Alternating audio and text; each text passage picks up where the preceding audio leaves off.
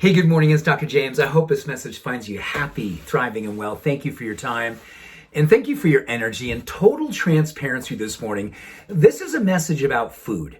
And I don't usually talk about diet so much because I think that we all have pretty good understandings of what foods are really good for us and what foods are not so good for us. But this study I read this morning, I said, you know what? You guys are going to love to hear this because it's going to help to resurrect or fortify or reaffirm or maybe like, woo, wake up. There is a direct correlation to what it is that we're putting in our bodies and how it is that we feel about ourselves, how we see ourselves, how we perform in the world, like you can't even imagine. And it's all about the standard American diet, SAD, standard American diet, SAD.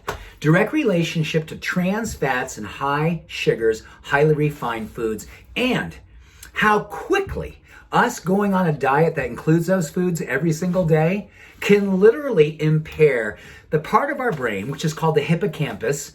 And the hippocampus is associated with cognition and memory and just big part of our cognitive performance. But on top of that, it also is a big part of telling us when our appetite is getting out of control or registering that we don't need any more food. It literally tells us, okay, stop. So here's what we found out. They took a group of 110 healthy people, and for 1 week, 7 days, this is it, just 1 week, they put them on a highly refined, processed, high sugar, crappy diet. And in 7 days, and literally over the course of each and every day, they literally saw, they were doing cognitive testing as they're going along day by day, from day 1 to day 7. From day 1 to day 7, there was a direct decline in cognitive performance. And at the same time, a direct increase in calories consumed. Like after they ate a meal, they wanted more dessert. They wanted more junk. They wanted more sad foods.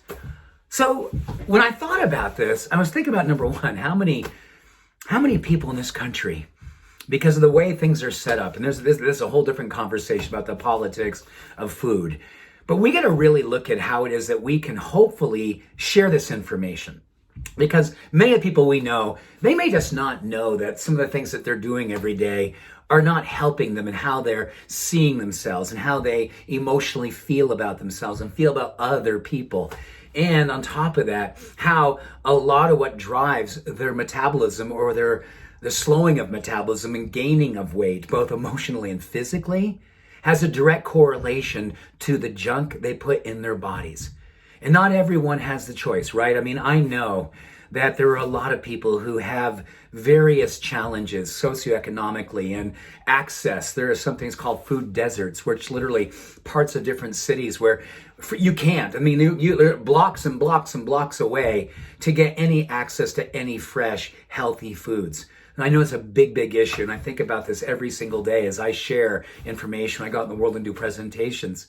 But I think today, let us consider what we can do and the direct relationship we can have to sharing people we love who may have an opportunity to make better choices and share them. You know what? Man, there was 110 healthy people.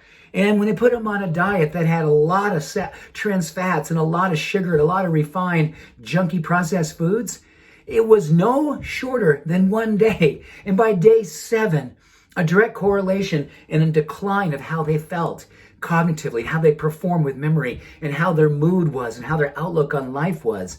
And then it almost became an addiction. We couldn't stop eating more of the junky foods. We got to let people know about this. And I know it's not our normal message. You know, I love to do something more optimistic, but I think the optimistic thing is the flip side. We know that when you put clean, healthy, unprocessed foods in your body, the hippocampus goes, I'm good. I'm so much better. I have the building blocks to help me manufacture hormones and neurocompounds that are associated with positivity and resilience and emotional well-being and memory fortification. And at the same time, register where we know our bodies go, you know what? I'm good. I'm full. I'm satisfied. So, amazing study, very sobering, and an opportunity for us not to consider just in our own lives, but share it with someone that you know and love who could benefit from this information. Let's be purveyors and pollinators of good information that help raise everyone around us, including us. So with that, much love, many blessings. Have a beautiful day. Bye for now.